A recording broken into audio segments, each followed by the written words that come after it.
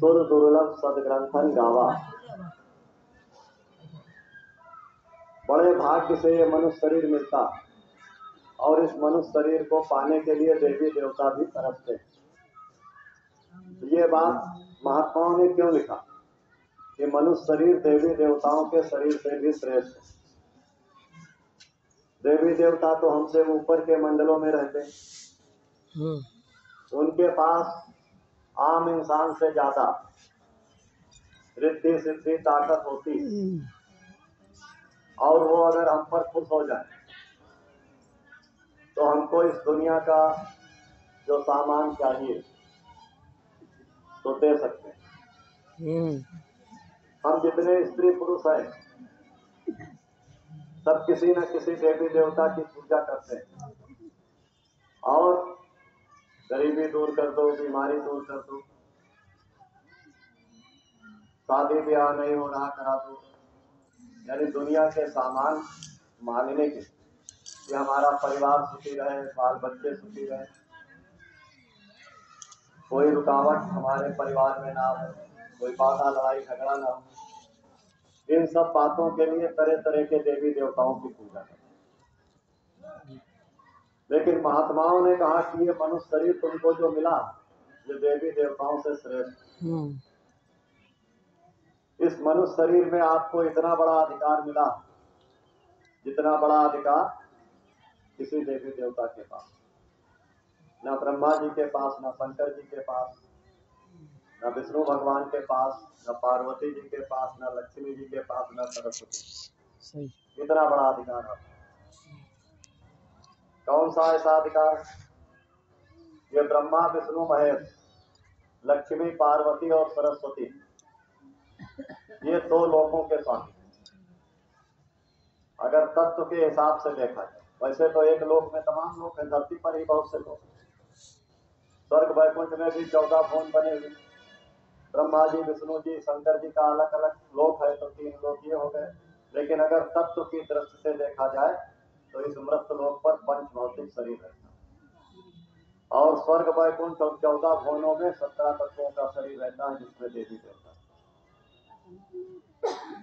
अब उनके पास ये अधिकार नहीं है कि वो वहां अपने लोक में स्वर्ग वैकुंठ में कोई साधना कर सके और अपने से ऊपर ईश्वर ब्रह्म के लोक में जा सके। ये अधिकार न ब्रह्मा जी के पास है, न शिव जी के पास है, न लक्ष्मी सरस्वती के पास, न पार्वती। वो जब चाहे यहाँ मृत लोक में तो आ सकते। जो स्वर्ग वैकुंठ में 17 तत्वों के शरीर में लोक बने हैं वहां जहां चाहे वहां जा सकते। लेकिन उनके ऊपर जो आत्या महाशक्ति का लोक, ईश्वर का धाम, उसके ऊपर माया ब्रह्म का लोक है, पार ब्रह्म का लोक, सतलोक, वहां ये देवी देवता नहीं जाते, इनकी ताकत काम नहीं करती वहां जाते। और हम आप जो मनुष्य शरीर में बैठे, इन लोक के मालिक ने हमको ये अधिकार दिया कि हमको अगर सदगुरु मिल जाए, वेदी महात्मा मिल जाए रास्ता बताने वाले, तो हम ब्रह्मा विष्णु महेश का भी दर्शन कर सकते, लक्ष्मी सरस्वती पार्वती को लोक में उनके यहाँ भी जा सकते, उनके ऊपर आत्या महाशक्ति बैठी है उसका भी दर्शन कर सकते हैं, ईश्वर का दर्शन कर सकते हैं, ब्रह्म का दर्शन कर सकते, पार ब्रह्म का दर्शन कर सकते हैं और सत्य लोक भी जा सकते। इतना बड़ा आपको अधिकार। और देवी देवताओं का अधिकार हमसे कम है, सीमित। लेकिन देवी देवता हमसे ऊंचे मंडल में बैठे हैं। अगर हमको सदगुरु नहीं मिले तो देवी देवता हमसे श्रेष्ठ।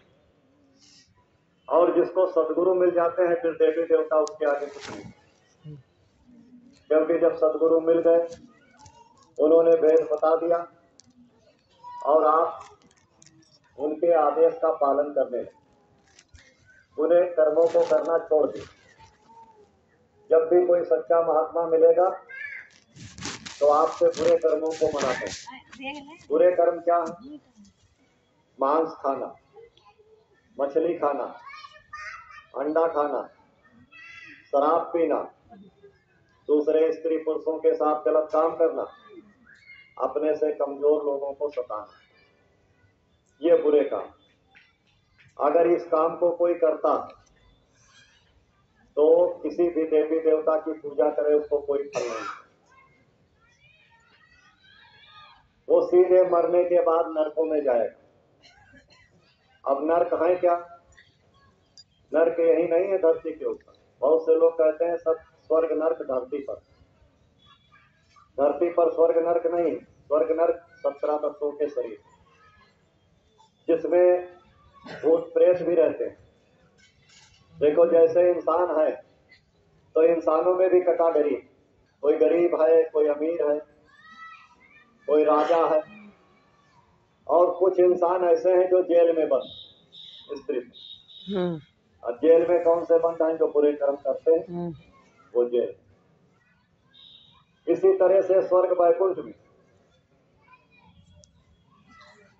जो देवी देवता रहते हैं 17 तत्वों के शरीर, तो कुछ तो अच्छे लोगों में रहते हैं, कुछ उनसे कम अच्छे लोग में रहते हैं, कुछ और कम अच्छे लोग में रहते हैं, और कुछ 17 तत्व के जो भूत प्रेत होते हैं इनको स्वर्ग वैकुंठ में जाने की इजाजत है। तो ये भूत प्रेत इसी धरती पर टहला करते। शरीर वही है जो देवी देवताओं का, वही भूत प्रेतों का होता है।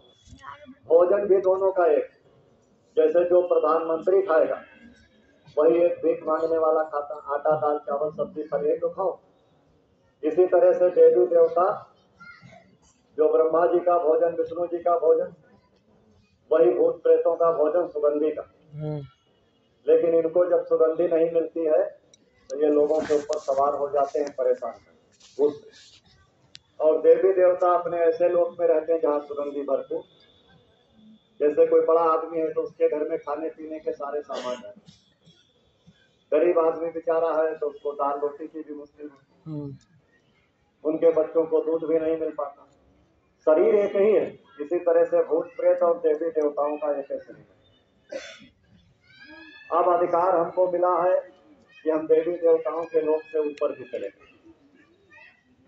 लेकिन जाओगे कब? जब संत सदगुरु उनके ऊपर के लोक में आने जाने वाले महात्मा हमको। देखो इस धरती के ऊपर ये जितने देवी देवता हैं सबके लोक में आने जाने वाली एक जीवात्मा इस धरती पर उनके यहाँ की आने जाने वाली जरूर है। विष्णु जी के लोक में आने जाने वाली एक जीवात्मा धरती पर रहेगी। ब्रह्मा जी के, शंकर जी के, पार्वती जी के, लक्ष्मी जी के, सरस्वती जी के लोक में आने जाने वाली जीवात्मा रहेगी।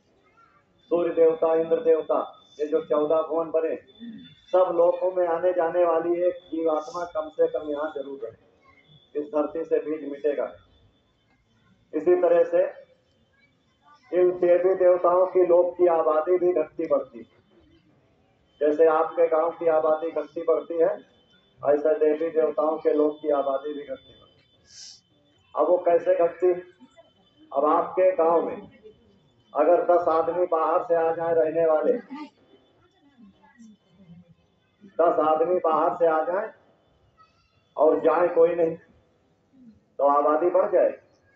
और अगर आपके यहाँ से लोग दूसरे गांव में चले और बाहर से कोई ना आवे तो आबादी घट जाए।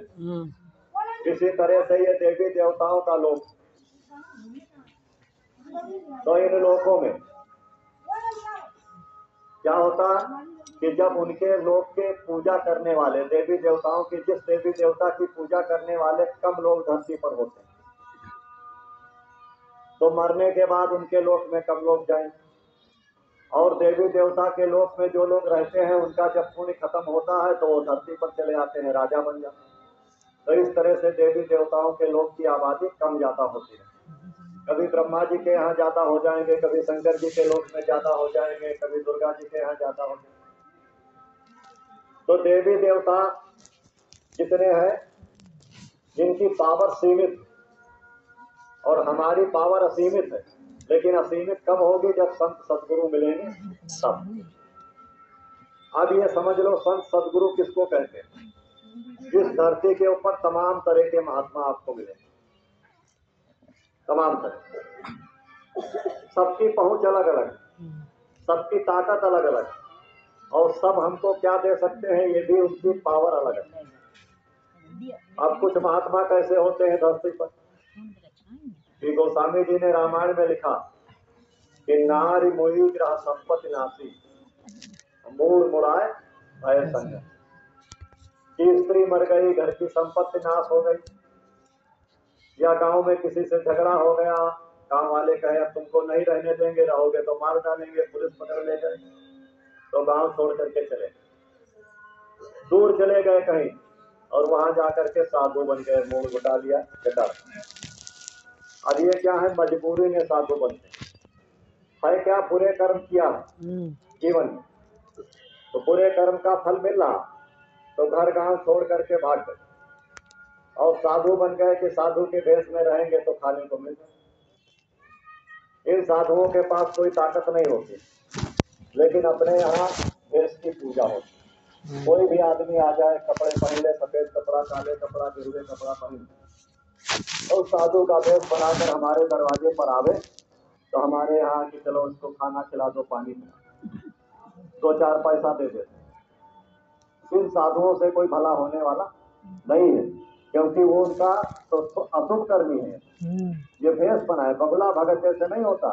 ये बगुला एक टांग पर खड़ा रहता है पानी में, और जैसे मछली दिखाई दी तो दम से खाएगा, फिर खड़ा फिर मालूम जाता समाधि लगाए बैठा। तो इसी तरह से ये बगुला भगत महात्मा होते हैं दुनिया में, कि जब इनको मौका मिलता तो आपका पैसा गायब कर देंगे, जब मौका मिलेगा तो खुराफात आपके यहाँ कर देंगे, इज्जत ले लेंगे। तो ऐसे ही महात्माओं की वजह से बदनामी हो जाती है साधु, तो जनता का ध्यान हट जाता है। दूसरे महात्मा इससे कुछ श्रेष्ठ महात्मा, कुछ ऐसे महात्मा होते हैं कि जो अशुभ कर्मी नहीं, उनके सामने कोई मजबूरी नहीं है, ना उनकी स्त्री मरी, ना परिवार संपत्ति नाश हुई, उन्होंने किताबें पढ़ा, किसी का सत्संग सुना, गीता भागवत पढ़ा, तो उसमें खाली राम रावण की कहानी नहीं सुना, उसमें उनकी समझ में आ गया कि आत्मा का कल्याण करना चाहिए, भगवान का दर्शन करना चाहिए, देवी देवताओं का दर्शन करना चाहिए, ये बात उनकी समझ में आ गई। तो किताबें पढ़कर ही कोशिश करते हैं कि कैसे देवी देवता का दर्शन मिलेगा, कैसे भगवान का दर्शन, मनन चिंतन करते रहते हैं, अच्छे काम करते हैं, कोई बुरा काम नहीं करते।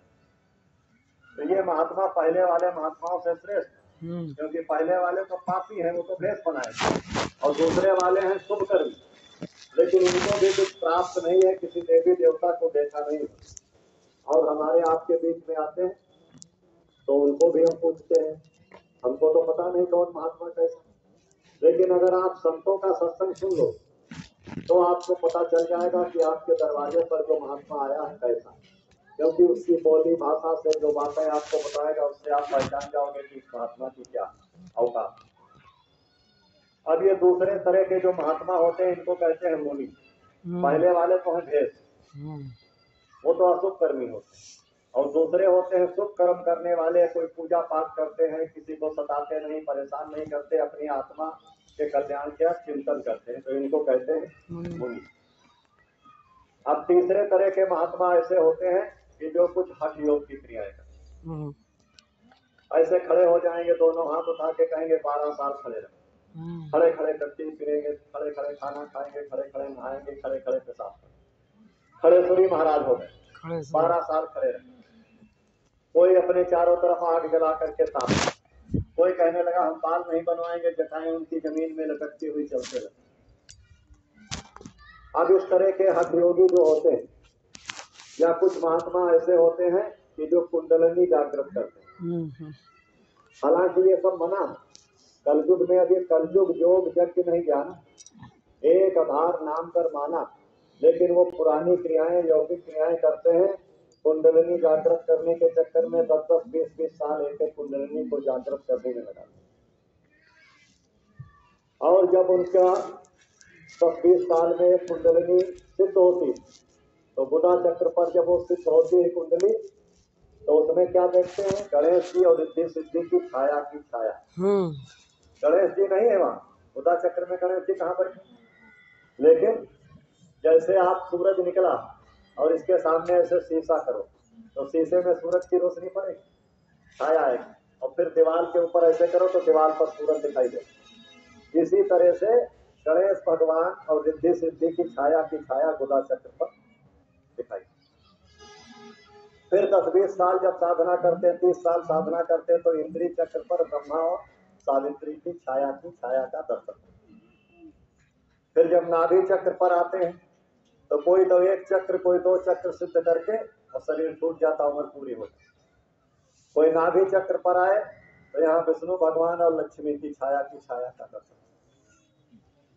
फिर हृदय चक्र में जब आते हैं तो शंकर जी और पार्वती जी की छाया दिखाई। और जब यहाँ आते हैं तो ब्रह्मा विष्णु महेश की माता जो है आद्या महाशक्ति, उनका छाया का दर्शन कंठ चक्र। अब यहाँ तक आते आते उनका शरीर छूट जाता, उम्र पूरी हो जाती है। 100 साल की जिंदगी है, किसी को 100 साल भी नहीं मिलते। तो जब इनकी उम्र पूरी हो गई तो योग अधूरा रह जाता है, तो दोबारा जन्म लेते हैं, तो फिर वहीं से शुरू करते हैं। अब इनके अंदर थोड़ी रिद्धि सिद्धि ताकत आ जाती है, जो हठ योगी होते हैं और जो ये कुंडलिनी जागरण करते हैं, ऐसे महात्माओं के अंदर कुछ सिद्धियां ताकत आती है। अब ये आपके दरवाजे पर आएंगे तो कोई हड्डी पहन लेगा, कोई रुद्राक्ष पहन लेगा, कोई मोतियों की माला पहनेगा, जटा रखाएगा, कोई पोपड़ी घुटाएगा, काले कपड़े लाल कपड़े पहन कर आएंगे, कोई त्रिशूल ले लेगा, कोई कुछ ले ले, और अलग बम चिल्लाएंगे। और जब आप दरवाजा खोलोगे तो आपके दरवाजे की ऐसे मिट्टी उठाएंगे, कहेंगे ले रहे, हाथ में आपके रखेंगे और मंत्र फूकेंगे तो कभी लौंग बन जाती, कभी फूल बन जाती, और कभी क्या करते हैं, तुम्हारे दरवाजे की मिट्टी उठा के दिया और एक केमिकल लगाए रहते हैं लाल रंग वाला, और वो ऐसे रगड़ेंगे और तो मिट्टी लाल पड़ जाए, या उस पर मिट्टी पर पानी डालेंगे तो वो लाल लाल पानी उससे निकलेगा, है केमिकल वो, आप जान नहीं पाते हो। अब उसको उठा के डाल दिया, अब तुमको डरवाने लगे कि तुम्हारे ऊपर किसी ने ये करा दिया है, वो करा दिया है तुम्हारा, और तुम्हारे परिवार में लड़ाई लगा दी। तुम्हारी बहन ने करा दिया, तुम्हारी देवरानी ने करा दिया, तुम्हारे देवर ने करा दिया। आप तुम उनके प्रभाव में आ गए कि बाबा जी तो बड़े देखो मिट्टी लाल हो गई, इसका मतलब किसी ने कराया। पानी डाला तो लाल लाल पानी जब तुम्हारे हाथ से गिरने लगा मिट्टी में से, तो कहने लगे बाबा जी देखो सच्चे हैं, ये खून गिरा है इसलिए किसी ने हमको मारने के लिए ये तंत्र मंत्र किया। और बस जब तुम उनके प्रभाव में आ जाओगे तो तुमसे धन दौलत रुपया पैसा लूट ले, और अगर एकांत में कभी पा गए तो घर का सामान भी लेकर के चले जाए। अब ऐसे महात्माओं से धोखा हो जाता है। इन महात्माओं से भी कुछ मिलने वाला नहीं। ये जो चमत्कार दिखाते हैं तो चमत्कार इसलिए दिखाते हैं कि तुम उनके जाल में फंस, और जब लूट करके चले जाते हैं तो आप परेशान हो जाते। तो इन महात्माओं के पास थोड़ा चमत्कार दिखाते हैं, लेकिन इनसे कोई फायदा नहीं होता, नुकसान ही होता। इनके ऊपर 3 महात्माओं से ऊपर जो चौथे महात्मा है, उनके अंदर थोड़ा से कुछ ज्ञान होता है, उनकी थोड़ी तीसरी आंख खुली होती है। तो तीसरी आंख जब खुली होती तब वो क्या करते हैं, इस शरीर को साधना के द्वारा यहीं जमीन पर छोड़ देते हैं, और उनकी जीवात्मा निकल करके ऊपर देवी देवताओं के लोक में आने जाने। कुछ महात्मा ऐसे हो, अगर ऐसे महात्मा तुमको मिल जाए तो ये तुम्हारी कोई भी दुख तकलीफ परेशानी उनसे बताओ तो उसको दूर करने का उपाय तुमको बता दें।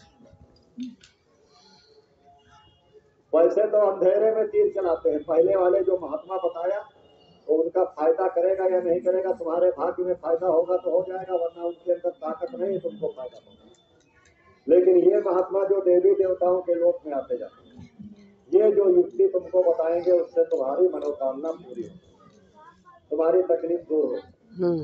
और अगर इससे तुम दुनिया का कोई सामान न मानो और उनको गुरु मान करके उनकी पूजा करो और कह दो कि हमको भी देवी देवताओं के लोक में आने जाने का रास्ता बताओ, तो जो महात्मा जिस देवी देवता के लोक में आता जाता वहां तक का रास्ता आपको बता दे।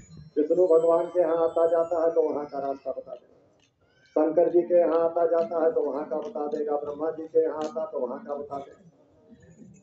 तो आप जब उनकी बताई साधना करोगे तो आप भी इस शरीर को छोड़ करके ब्रह्मा विष्णु महेश के लोक में जीते जी जाने जीते।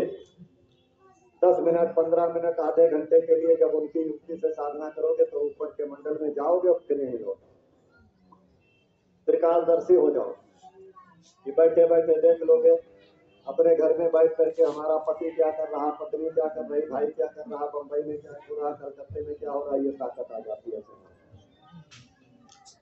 इस धरती का सारा हाल बता सकते, किसी अमेरिका में क्या हो रहा, रूस में क्या हो रहा, सब जान जाए। जो देवी देवताओं के लोक में आते जाते हैं उनके अंदर ये ताकत आती है। और जब आप मरोगे यानी श्वासों की पूंजी पूरी होगी तो उन्हीं देवी देवता के लोक में चले जाओगे जिसका वेद उस महात्मा ने तुमको बताया। अब वहां गए तो कोई 500 साल कोई 1000 साल वहां रहोगे।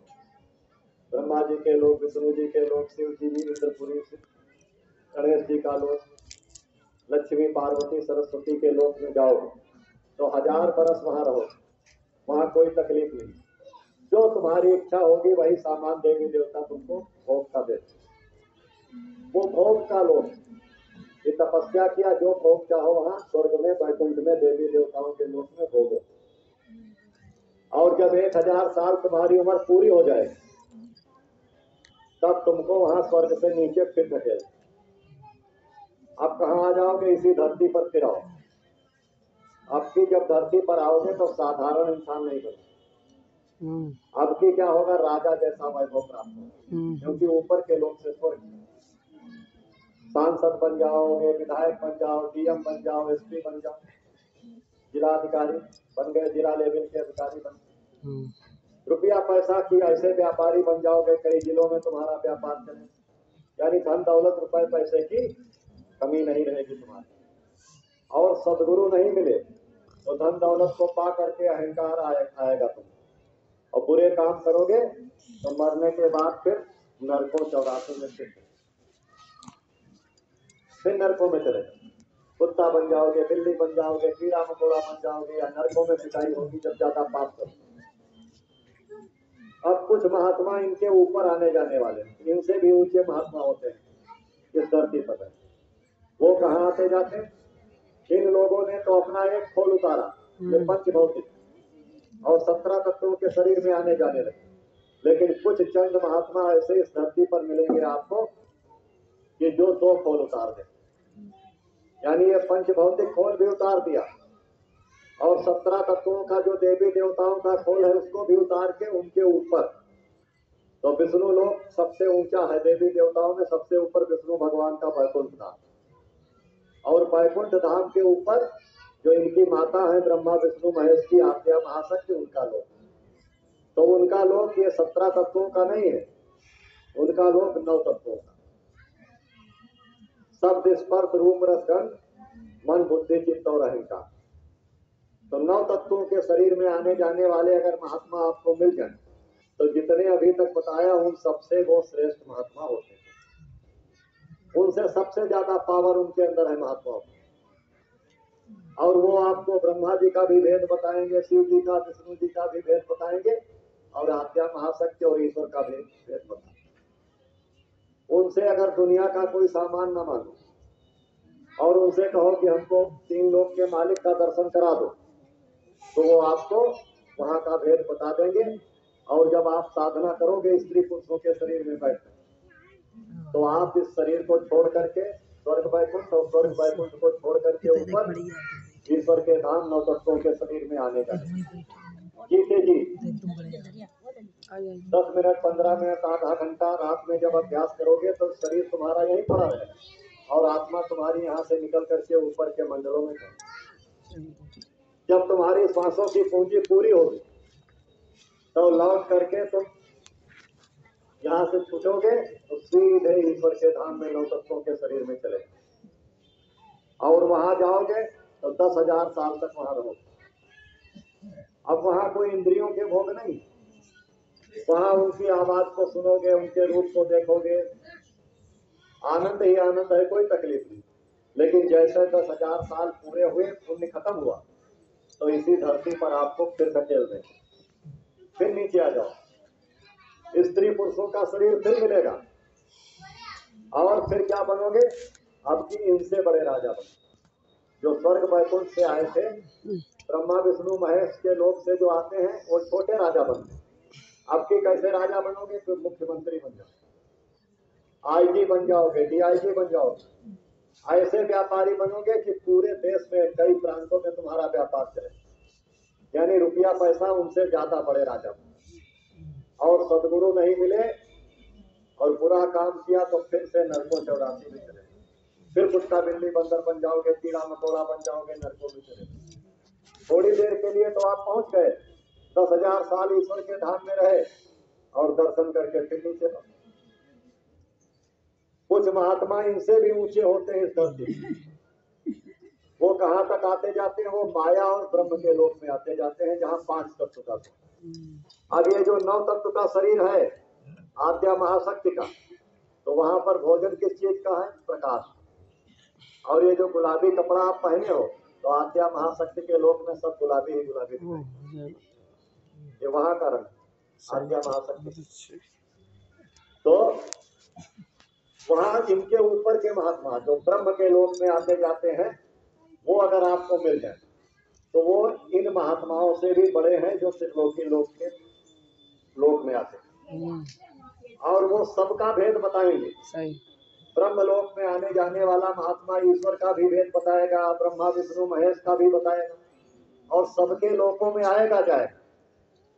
अगर उनको आप खुश कर लो, वो रास्ता बता दें आपको, तो आप भी जीते जीते इन सारे मंडलों से होते हुए ब्रह्मलोक में आने जाए। वो 5 तत्वों का लोक, शब्द स्पर्श रूप रसगंध, वहां मन बुद्धि चित्त अहंकार नहीं, और वहां शब्द का आहार, देववाणी आकाश पानी का आहार जीवात्मा है। अब वहां अगर जीते जी तुम आने जाने लगे, तो जब तुम्हारी शरीर की श्वासों की पूंजी पूरी होगी, तो आप मरने के बाद वहां चले जाओगे ब्रह्म। अब आप स्वर्ग वैकुंठ में नहीं रुकोगे, न ईश्वर के धाम में रुकोगे, सीधे ब्रह्मलोक चले जाओ और 1 लाख साल तक वहां रहो, क्योंकि एक कपड़ा भी नहीं उतार पाए 5 तत्व, 3 कपड़े उतार। अब 1 लाख साल के बाद फिर इस धरती पर आओगे तो फिर स्त्री पुरुष बनोगे, लेकिन अब की क्या बनोगे? इन दोनों के लोक से आने वालों से बड़े राजा, चक्रवर्ती सम्राट, भारत के प्रधानमंत्री बन जाओगे, केंद्रीय मंत्री बन जाओगे। व्यापारी बनोगे तो ऐसे व्यापारी बनोगे, कई देशों में तुम्हारा व्यापार, कई कंट्री में तुम्हारा व्यापार है, यानी रुपया पैसा गिनने की तुमको कितना है तुम्हारे पास गिन नहीं पाओगे। इतना रुपया, इतना मान सम्मान मिले, इतनी सुख सुविधा मिले, लेकिन सदगुरु नहीं मिले तो बुरे कर्म किया तो फिर नरकों 84 कीड़ा बन जाओगे, कुत्ता बनोगे, बिल्ली बनोगे, मकोड़ा बनोगे, चले। 1 लाख साल तक तो आराम से रहे आप, लेकिन बाद में आए और राज सुख होगा, तब से राज और राज से नरक चले गए। धोखा किया, मांस खाया, मछली खाया, अंडा खाया, शराब पिया, तो नरकों में चले गए।